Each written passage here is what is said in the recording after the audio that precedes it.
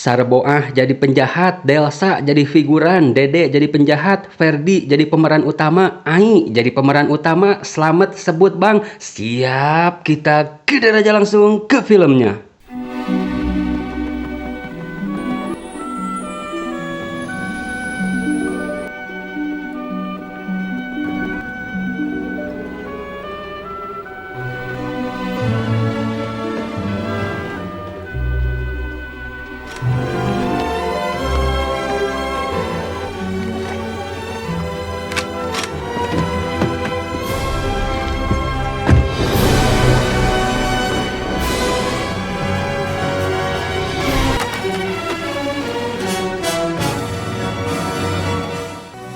See y'all on the other side. House cameras are down.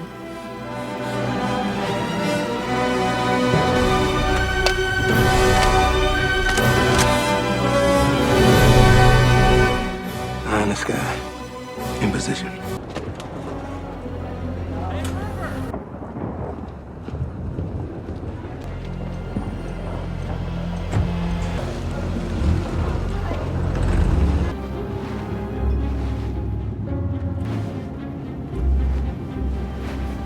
How do I look?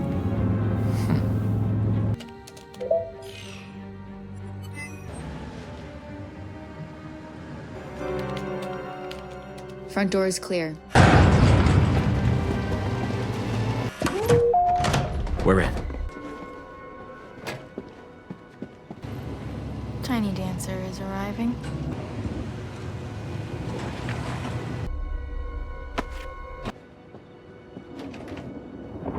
Get in position. You, over there.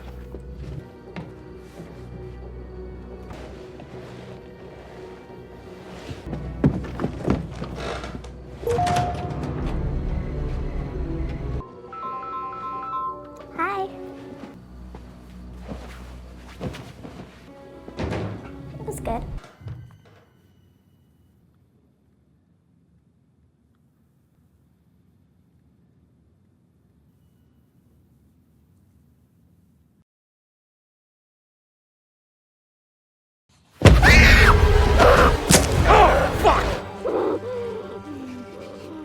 Berawal dari sebuah penculikan terhadap bocil atlet balet bernama Sarboah yang sukses dilakukan oleh sekelompok bangsat atas perintah si bos yang belum diketahui identitasnya.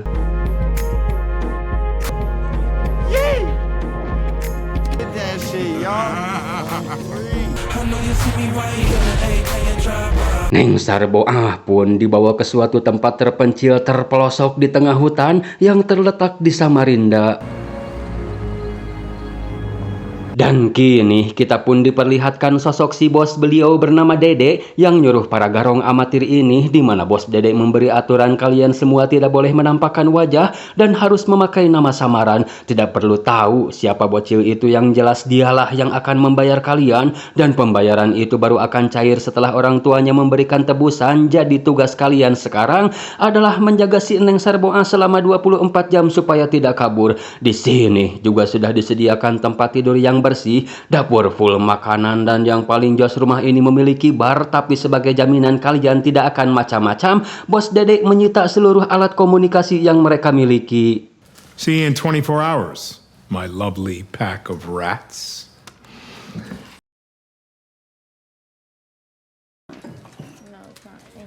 Demi cuan mah mereka manut-manut aja, bahkan dibilang tikus percobaan pun masih juga gak ngeh. Tapi alangkah baiknya kita kenalan dulu sama garong-garong ini. Dia bernama Don, si hitam manis bernama Delsa, Kang Bobok bernama Ferdi, si Madu bernama Ai, si Botak bernama Den, dan terakhir Pak Slamet. Jadi mereka ini memiliki latar belakang yang berbeda-beda, tapi satu tujuan menerima pekerjaan ini, yaitu karena cuan. Setelah kurang lebih 1 jam menikmati fasilitas bar, si Delsi selaku mantan perawat akan ngecek Neng Sarboah, takutnya dia kenapa-napa.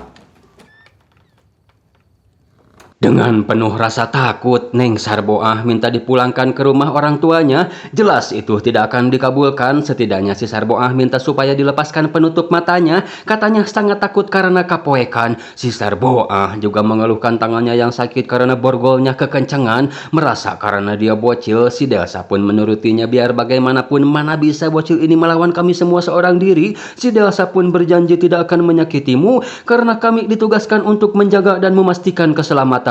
Tapi kamu juga harus nurut karena hanya tinggal 23 jam lagi sampai ayahmu memberikan uang tebusan. Dibantah si Sarboah, katanya kalian telah melakukan kesalahan besar karena sejatinya ayah si Sarboah, dia sudah tidak peduli lagi denganku dan kalian tidak akan pernah mendapatkan uang itu. Bahkan si Sarboah sampai berkata, I'm sorry about what's gonna happen to you.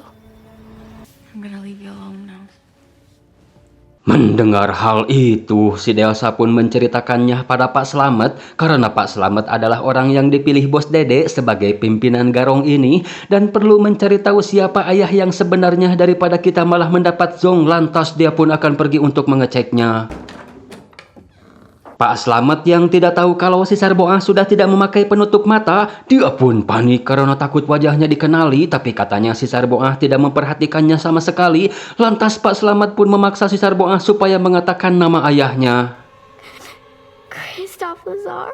Entah siapa itu Christophe Lazar, yang jelas mendengar namanya saja membuat Pak Slamet ketar-ketir sehingga memutuskan akan pergi dari sana. Persetan dengan uang besar kalau nyawa yang harus jadi taruhan. Dan faktanya Christophe Lazar adalah seorang penjahat paling jahat dan kuat. Di mana si Dean berkata kalau dia hanyalah urban legend. Dibantah Pak Slamet yang sangat yakin kalau dia itu nyata. Bahkan tidak ada yang tahu seberapa besar kerajaannya. Mereka pun malah jadi ikut-ikutan memutuskan akan pergi dan meninggalkan si Sarboah di sini. Namun pendapat lain muncul, yaitu untuk membunuhnya saja karena si Sarboah sudah melihat wajah Pak Slamet. Begitupun pendapat lain terus bermunculan hingga pada akhirnya ujung-ujungnya mereka kembali teringat dengan bayaran masing-masing akan mendapatkan 7 juta US dollar. Akan meneruskan pekerjaan ini tapi harus lebih waspada lagi. Kita hanya perlu berpura-pura tidak tahu siapa itu Lazar dan setelah kita mendapatkan uangnya maka kita tidak perlu bertemu kembali, menghilang begitu saja menjalani kehidupan baru masing-masing, sedangkan waktu mereka masih sangat panjang, yaitu 22 jam lagi. Jadi mereka ini berbagi tugas. Para cowok-cowok mengantisipasi kalau ada serangan mendadak dari luar, sedangkan para cewek-ceweknya mengamankan bagian dalam termasuk menjaga dan mengawasi si Sarboah. Tapi yang terjadi si Ai malah nonton film. Si Ferdi juga malah ngorok di jaili si Dean dengan melukis sesuatu di pipinya. Setelah itu dia mendengar suara pintu yang terbuka dengan sendirinya. Hello? Hello? What the fuck? Wah, apa cenah yang telah terjadi dengan si Dean? Teriakannya sampai terdengar oleh si Ai. Lantas dia pun keluar kamar untuk mengeceknya, yang ternyata si Dean sudah dalam keadaan. Teriakan si Ai kembali terdengar si Ferdi, tapi kita akan disalpokin sama gambar yang ada di pipinya si Ferdi. Gambar panah ya gengs ya. Akibat jahil si Dean pun harus jadi orang pertama yang mendapatkan bayaran paling murah.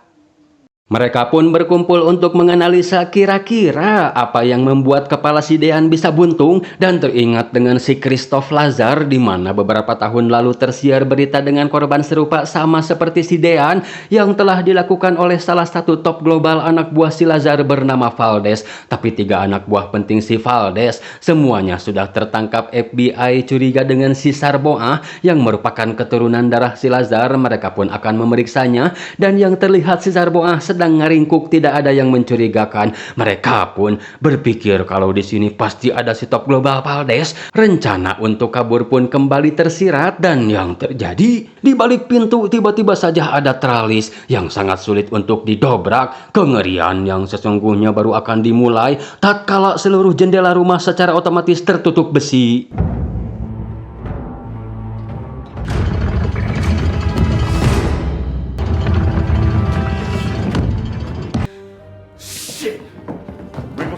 Begitu juga dengan senjata Sidon, tiba-tiba semuanya menghilang, sedangkan si Delsa menanyakannya pada si Sarboah, apakah ada orang lain selain kami yang menemuimu di sini? Jawabannya tidak, karena katanya tidak ada lagi orang lain di sini selain kita. Tapi si Sarboah dengan wajah pikarunyaunnya, dia mengarang cerita kalau pria berkacamata Pak Slamet dia sebenarnya adalah si Valdes, orang yang bekerja untuk ayahku. Tapi aku diancam akan dibunuh jika membocorkannya pada kalian. Yang tidak lama dari itu, Sidon datang, katanya ada hal penting yang ingin dibicarakan, dan itu mengenai senjatanya yang telah hilang. Si Delsa tahu siapa pelakunya dan memberitahu Sidon kalau Pak Slamet adalah si top global Valdes itu. Mereka berpikir kalau si Dede dan si Valdes sedang bekerja sama dalam memperebutkan kekuasaan, makanya menculik anak bos mereka sendiri. Sidon juga curiga dengan dua orang lainnya yang sangat amatiran. Pasti mereka adalah anak buah dadakannya si Valdes. Daripada kita yang terbunuh, mereka pun berencana akan membunuh si Valdes dan reng-rengannya duluan, di mana si Delsa disuruh menghandle dua orang, yaitu si Ai dan si Ferdi, sedangkan Sidonnya akan menghadapi Pak Slamet yang mereka anggap adalah sosok Valdes yang sesungguhnya.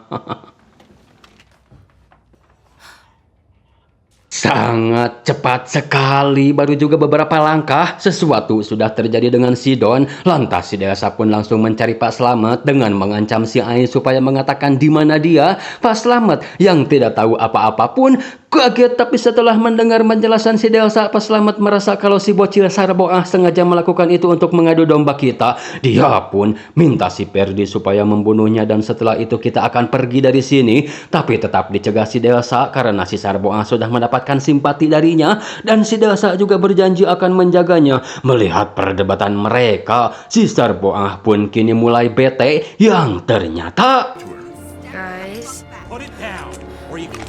No, no, no, no. Peter? Would be nice. Don't pull Sammy. We need to know what she knows.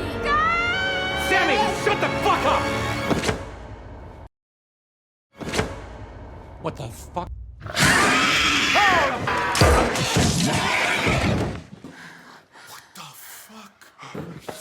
Did she get me? No, no, no. Fucking Walah, yang bocil Sarboah yang mereka culik, ternyata dia adalah vampir. Dan kini mereka mulai sadar dengan perkataan bos Dede yang menganggap mereka adalah kelinci percobaan. Dia sengaja menjebak kita dengan seorang vampir, dikarenakan keluar dari tempat ini tidak bisa. Jam pun masih menunjukkan pukul 3:30 subuh, artinya masih jauh menuju matahari terbit. Mereka pun mulai mencari cara untuk mengkonternya. Okay, how do we kill a vampire? Crucifixes, garlic. A stake through the heart. Sementara si Ai mencari bawang putih ke dapur, dan si Ferdi akan menjadikan stik biliar seperti bambu runcing yang bisa menembus jantung. Si Delsa menolak rencana Pak Slamet untuk membunuh si Sarboah karena baginya itu hanya akan menghilangkan alat barter kita. Jadi rencana si Delsa, kita tangkap hidup-hidup si Sarboah, setelah itu kita serahkan pada si Lazar untuk ditukar dengan keselamatan kita. Karena si Delsa mikirnya kalaupun kita berhasil lolos dari si Sarboah, belum tentu dari si Lazar yang telah kita bunuh anaknya. Sedangkan Pak Slamet tidak mau ambil resiko karena belum tentu juga kita akan selamat dari si Sarboah, dan tetap akan membunuhnya, sehingga si Delsa memutuskan tidak akan ikut-ikutan. Sedangkan hal pertama yang akan dilakukan Pak Slamet adalah kembali ke dapur untuk mengambil bawang putih karena si Ai salah ngambil, malah bawang bombay. Dasar Ai, rumah satu bisa mungkir, Pas Slamet oyag-oyaganku. Ai, rumah satu bisa bohong, Pas Slamet endek-endekanku. Ai, teu bisa mungkir jeung bohong, nu aya dina hate Pas Slamet ngan ukur. Ai, ayeuna Pas Slamet siga nu kabedil kujang jawokan. Setelah mendapatkan bawang putih, dengan pedenya mereka pun masuk ke kamar di mana si Sarboah disekap. Yang terjadi, si Sarboah sudah tidak berada di sana lagi, melainkan sedang konser bersama bugangnya si Dean. Koplois ya.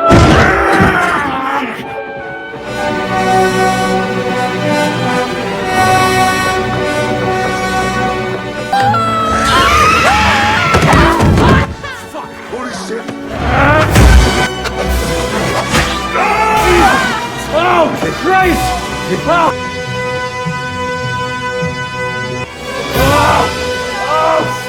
Percobaan pertama pun harus kandas bawang putih. Faktanya tidak mempan terhadap si Sarboah, malah Pak Slamet harus mendapatkan luka yang cukup serius. Jalan satu-satunya adalah kembali menyuntikkan bius seperti yang mereka lakukan saat akan menculiknya. Karena waktu itu si Delsa sempat ngecek denyut nadinya dan dia benar-benar tak sadarkan diri. Geblohnya mereka memutuskan berpencar katanya supaya lebih cepat menemukan si Sarboah dengan menjaga koneksi komunikasi supaya tetap terhubung satu sama lain. Dan si Ai menemukan satu peti tapi isinya kosong. Dia malah terjatuh ke dalam kolam mayat. Itu artinya sebelum mereka telah ada banyak orang lain yang lebih dulu merasakan keganasan si Sarboah. How many bodies we talking? Like 2, 3?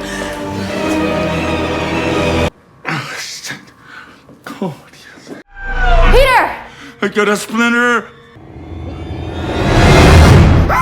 Vampire on my...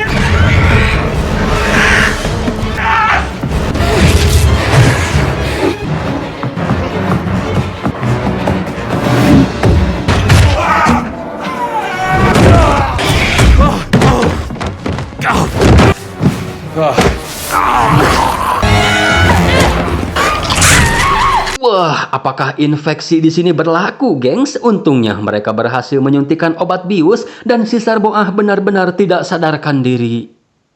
Setelah sadar, si Sarboah yang berada di dalam kerangkeng benar-benar tidak bisa berbuat apa-apa. Si Ai penasaran apa yang akan terjadi padanya setelah digigit tadi, dan ternyata infeksi juga berlaku di sini. Tapi ada hal lain yang lebih penting. Mereka menyesal telah menculiknya karena tidak tahu kalau kau adalah putri Christoph Lazar. Alih-alih memaafkan dan membebaskan, si Sarboah secara belak-belakan membeberkan kepada kalian semua kenapa berada di sini. Itu semua bukan karena uang, melainkan adalah rencana si Sarboah itu sendiri. Bos Dede tidak akan pernah memberi kalian uang karena dia bekerja untukku. Jadi ini bukan sebuah persembahan. Mereka yang dijebak satu persatu di roasting si Sarboah. Jadi intinya mereka punya masalah dengan bisnis yang dijalankan oleh Christoph Lazar, alias sudah membuat rugi perusahaan dengan kasus yang berbeda sesuai dengan profesi mereka. Delsa yang melakukan malpraktek kedokteran mengakibatkan orang penting perusahaan meninggoy. Pas Slamet detektif yang telah menangkap 3 letnan perusahaan sekaligus mencoba menyamar untuk menyusup ke cabang perusahaan ayahnya di Samarinda. Si Ferdi tanpa sadar dia bekerja sebagai kang pukul di perusahaan cabang ayahnya, tapi si Ferdi berkhianat dan mencuri banyak uang perusahaan. Terakhir si Ai, rupanya dia seorang hacker. Berawal dari iseng keberhasilannya membobol rekening orang tuanya, membuat dia menaikkan targetnya ke rekening sebuah perusahaan besar, dan ternyata yang dia bobol adalah perusahaan si Lazar. Semata-mata balas dendam ini ia lakukan adalah untuk membuat ayahnya kembali peduli, meskipun si Sarboah tahu kalau ayahnya tidak akan pernah memperdulikannya lagi. Jadi anggap saja ini sebuah permainan. Siapa yang bisa melepaskanku dari sini maka dia akan selamat.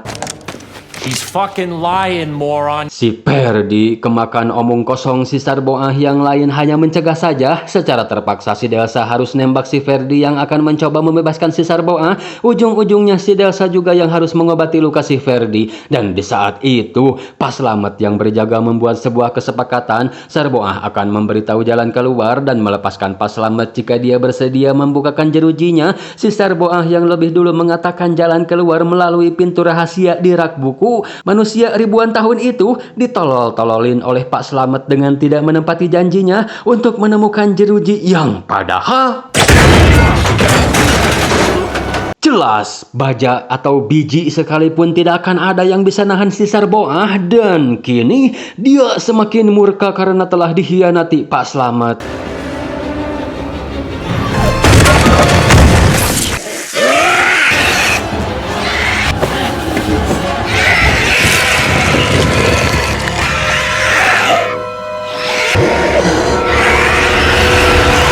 Lumayan ada celah buat mereka selagi si Sarboah melakukan regen, tapi sayangnya jalan rahasia yang dikatakan si Sarboah ternyata juga wadul. Fucking vampire! Fuck! Mungkin si Sarboah saat ini sudah pulih, masalahnya cahaya matahari ini seiring berjalannya waktu akan berganti malam lagi. Membobol dinding juga percuma, tapi mereka harus sesegera mungkin keluar dari sana. Dan si Ai punya satu ide brilian. Sebenarnya sistem keamanan rumah ini bisa dia retas, namun dikarenakan tidak ada perangkat yang memadai, jalan satu-satunya adalah menemukan sumber listrik untuk mengkonsletkannya dan mereka kembali berpencar. Namun belum juga ketemu, infeksi si Ai sudah menjalar. Dia berubah jadi vampir tapi berada di bawah kendali si Sarboah. Don't worry, because Alhasil, Mang Ferdi pun harus jadi korban berikutnya. Kalau begini caranya mah, teror akan berlanjut meskipun masih siang karena si Sarboahnya bisa safety. Dia hanya perlu terus mengendalikan si Ai dari tempat persembunyiannya. Oh no! Oh no! Run! Banyak aced nih vampir satu ini. Ngejar mangsanya aja sambil nari, emang koploy.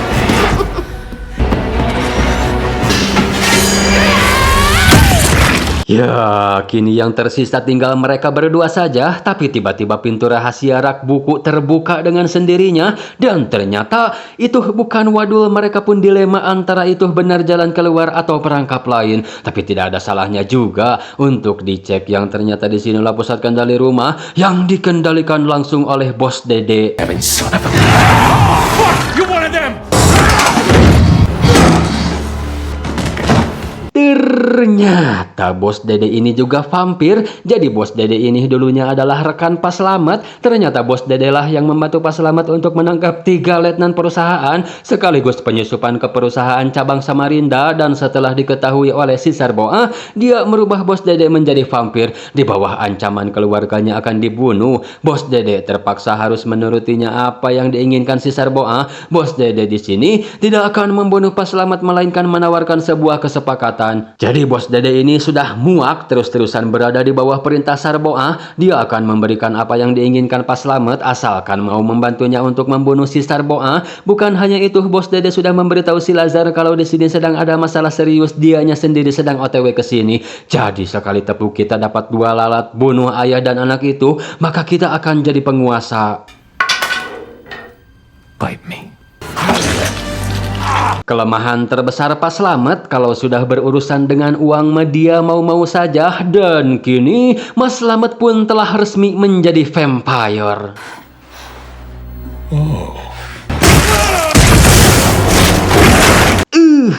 Edan sekali. Apakah Mas Slamet berencana akan menguasai seluruh otonom Lazar sendirian, gengs? Karena saat Sarboah datang pun dia tidak walakaya hingga terjadilah jeruk makan jeruk. Kesempatan itu digunakan si Delsa untuk kabur, tapi anehnya pintu masih sangat paguh, tidak bisa dibuka.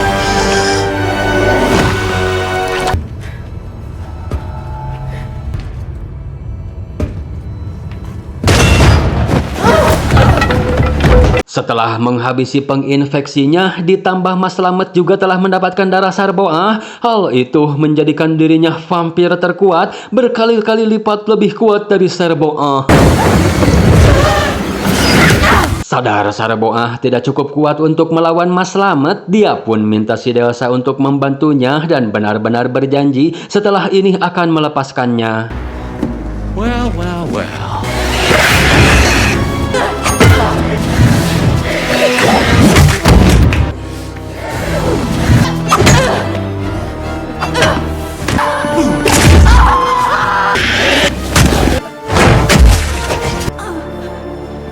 Isn't this fun?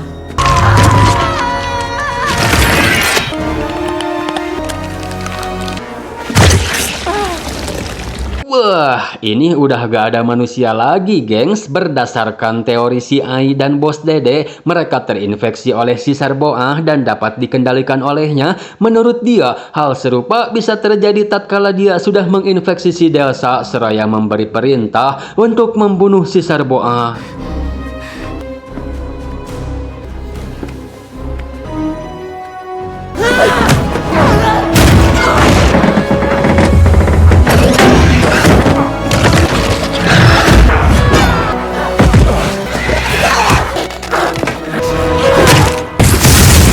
Minimnya jam terbang Mas Slamet menjadi vampir membuat dirinya salah mengartikan jadi aturan vampir di sini ketika jantungnya dapat maka seketika ia akan hancur. Aturan lainnya si Sarboah beritahukan pada si Delsa kalau dia akan baik-baik saja alias tidak akan berubah menjadi vampir karena si penginfeksinya telah gugur. Namun saat dia hendak akan pergi, lalu tiba-tiba ini dia sosok Christoph Lazar, vampir paling tua dan paling kuat penguasa alam semesta, di mana si Lazar yang mencium ada darah segar akan ngenyot si Delsa tapi dicegah si Sarboah karena si Delsa telah menyelamatkannya. Dan ternyata si Lazar tidak segalak yang kita kira, dia tetap menghargai dan mengapresiasi si Delsa. Sebagai ucapan terima kasihnya, dia pun nyuruh si Delsa supaya cepat pergi sebelum jam makan malam tiba.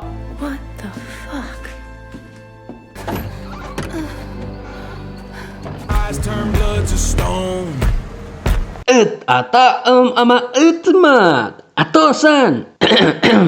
Yang namanya belum disebut kali ini sudah ada di list kok. Yang ada tanda silang berarti sudah, yang belum baru ada Irfan pemeran utama dan Paul jadi penjahat. Saya belum update lagi tapi akan saya pastikan semua komenan, bukan pesanan, komenan kalian pasti akan direspon dan masuk list untuk nama kota. Latar film mah udah banyak, mantap lah. Udah di list sesuai antrian, pokoknya gaskeun. Yuk yang namanya mau dijadikan nama pemeran dalam film, sebutin dan mau jadi apa perannya.